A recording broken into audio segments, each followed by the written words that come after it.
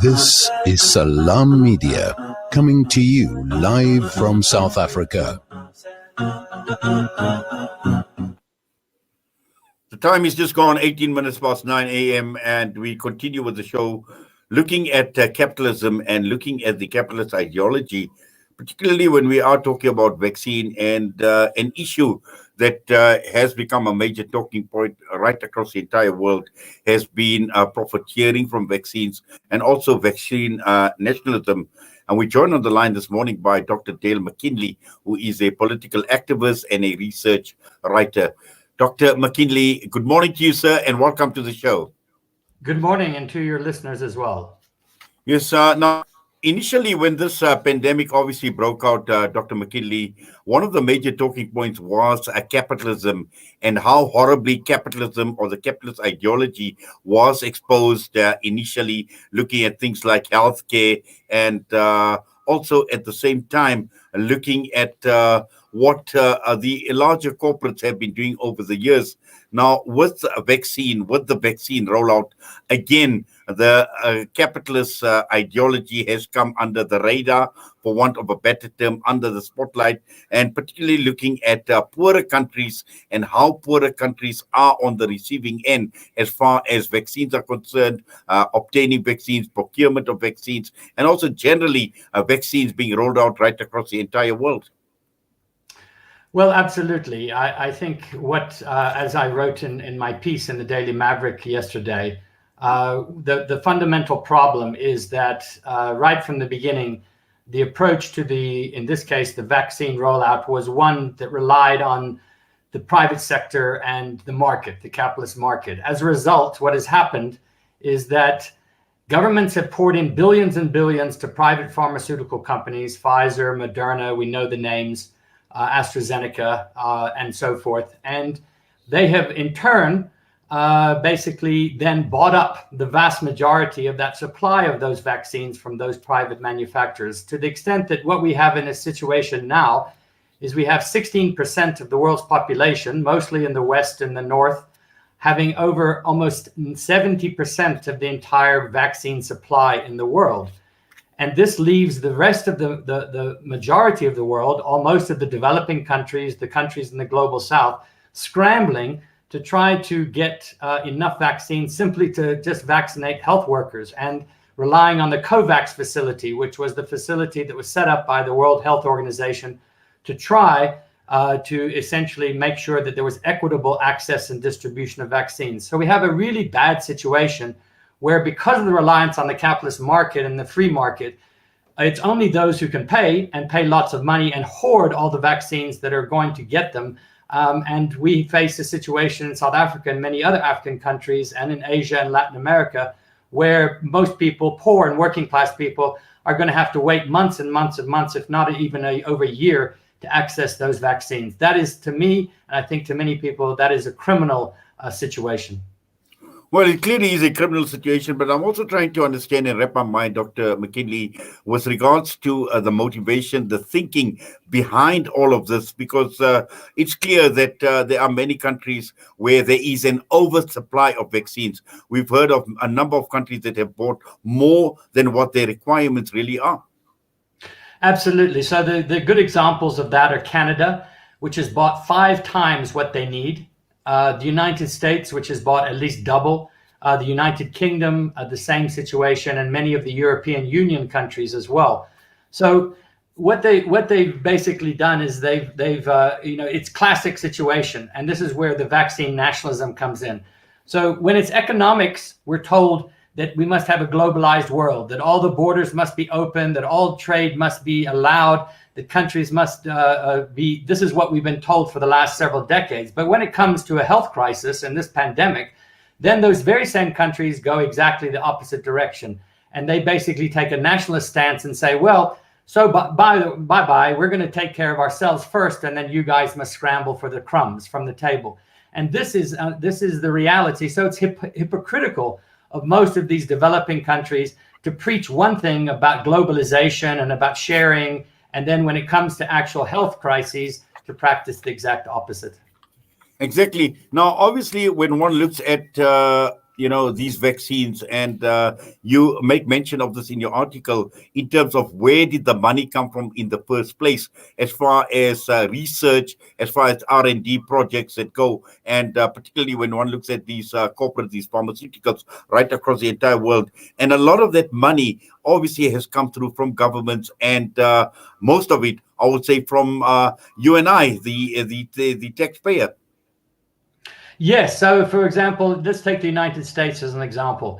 The United States took public funds from the state and pumped them into Moderna and Pfizer and gave them massive amounts of money in order to research and develop new vaccines.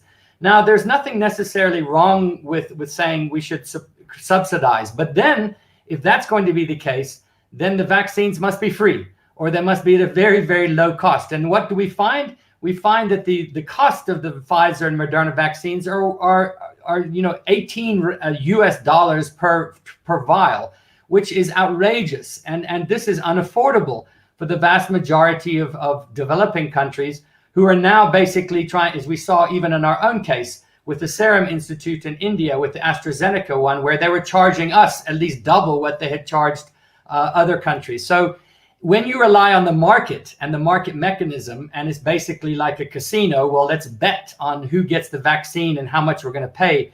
That is not the way to go about addressing a health crisis that is affecting the entire world. What we need is an equitable, a subsidized process which allows for people who need the vaccine to get the vaccine free. If we pay our tax dollars for anything in this country, it's to make sure that when we have a crisis, the state and the public sector can step in and provide those things for everybody, irregardless of how poor or how rich they are. Dr. McKinley, where does this leave organizations like the World Health Organization in this entire rollout? And this is where we're talking about, when we're talking about capitalism, when we're talking about profiteering. Clearly, when one looks at everyone seems to be taking the lead from the World Health Organization. And at this point in time, I'm not too sure whether the WHO is actually fulfilling the role that it should be fulfilling. Well, I think that there are some very good people in the WHO who've tried to, I think, take a lead in respect of giving the proper health and medical advice and rolling out a much more kind of, how should we say, equitable situation. But the WHO is only as good as its member countries. So what we have is we have a situation where the vast majority of those member countries, which are from the global south, are saying, what we would like is we'd like the COVAX facility, which is the collective facility, to be the main distributor of vaccines.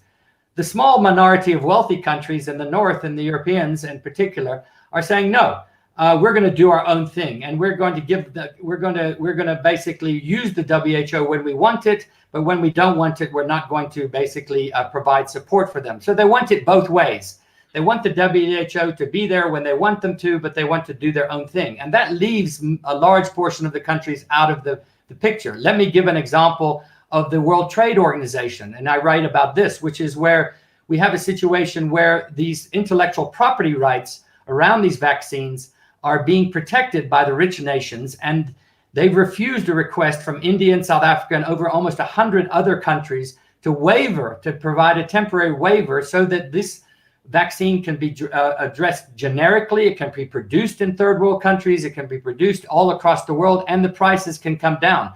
Now, if there's any indication and confirmation of greed and profiteering, that's it. If you want to deal with people on an equitable basis, you're going to provide vaccines on an equitable basis. If you don't, you're going to make them unaffordable. And unfortunately, it's the latter situation that is the reality at the moment. Dr. McKinley, do you think China and even Russia, because these are major players as well with regards to vaccine, and we know about Sputnik V and the Chinese vaccines as well, are they guilty of a similar behavior? I think they're certainly guilty of behavior that is somewhat similar, but they're a little bit better. So the state companies in China and Russia that have been producing the Sputnik vaccine and the Sinopharm vaccine have gone to countries like in Africa and Latin America and made bilateral deals. The problem is we don't know what the terms of those deals are. So while it appears as though there might be better terms and there might be cheaper vaccines, we don't know what the conditions are. So much like when the World Bank and the banks of China and Russia lend money or say we're here to develop you, we need to know what the terms are. And so the other problem is there's too much secrecy. There's too much secrecy around the terms of all of these bilateral deals. So, for example, we know that Brazil has accepted a lot of the Chinese vaccine. Well, tell us, how much is it costing you? How much have you got? Let's have transparency. We also need, whether it's a state entity, as in Russia and China, or whether it's the private entities, we need complete transparency about the terms so that everybody is on the same page. When we don't have, those that have the information are advantaged and those that don't are disadvantaged. Now, just looking at our situation here in South Africa, and in your article, you mentioned on the issues that have been playing out in the Zondo Commission of State Capture and the like, and looking at where we are as South Africa, as a nation. And again, there have been certain concerns and question marks raised as to where does South Africa stand as far as the vaccine rollout is concerned. Where on the one hand, obviously, we seem to be taking the lead from some of the Western nations, but looking at South Africa, we're very much a part of BRICS, for instance, which includes China and Russia, major players in the vaccine rollout as well. Now, this is where South Africa is. We've got obviously a dilemma at this point in time as to where do we stand and who are we taking the lead from?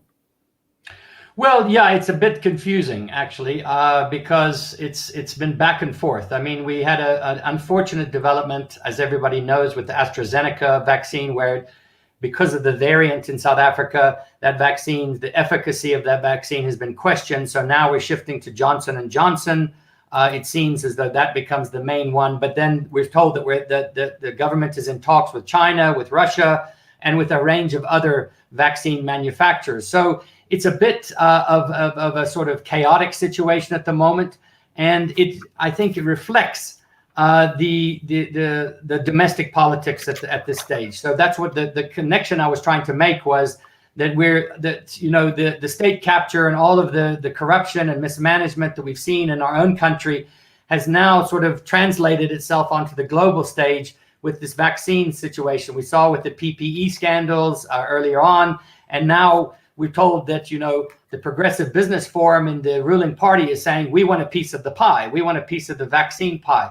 So this is the other angle that we have to be very careful about in our country, as well as many others, which is as we begin to roll out these vaccines and as we begin to try to have an equitable and just access and distribution, we need to make sure that it's done properly, that it's done honestly, that it's done with transparency, and that taxpayers' money is used properly. This is our challenge in South Africa, not only in the domestic front, but now also on the vaccine front as well. Yes, and finally, also looking at the challenge of attaining herd immunity or population immunity, because we've heard about this over and over again, and clearly there is a plan in mind, a strategy in mind, but with these inequalities as far as vaccines, obtaining vaccines is concerned, it actually makes it very, very difficult to achieve the population immunity that the president has been speaking about. And I don't think it's only in South Africa, but many other countries right across the world who don't have equal access to this vaccine to get to a stage where we could get to this this magic number and get to population immunity ultimately, Dr. McKinley.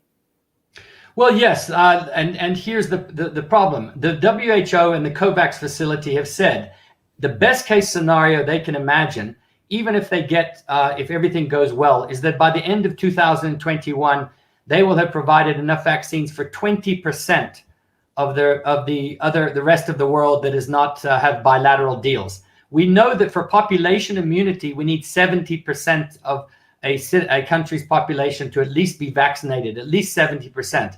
If we're being told that only 20% can be vaccinated by the end of 2021 in the rest of the world, we've got a serious problem, which means that this could go on for 2 or 3 years if we continue with this vaccine nationalism and we continue with this profiteering. It's absolutely imperative that we do away with this, that the vaccines are made available, because otherwise this pandemic and the rates of infection and death are going to continue with us for a long time to come. Well, these are obviously scary thoughts in terms of what you're saying, Dr. McKinley, when we talk about a figure of low as 20%. And let's hope that, somewhere along the line, sanity prevails and the powers that be realize what dangers vaccine nationalism is actually posing. But for now, thank you very much for your time. We do appreciate it. All the best to you, sir. Thank you. My pleasure. Dr. Dale McKinley, a political activist and research writer, with us this morning with regard to vaccine nationalism. We're going to go for a break. We come back, we'll be taking a look at Ward 97, KwaZulu-Natal. We're talking about service delivery issues.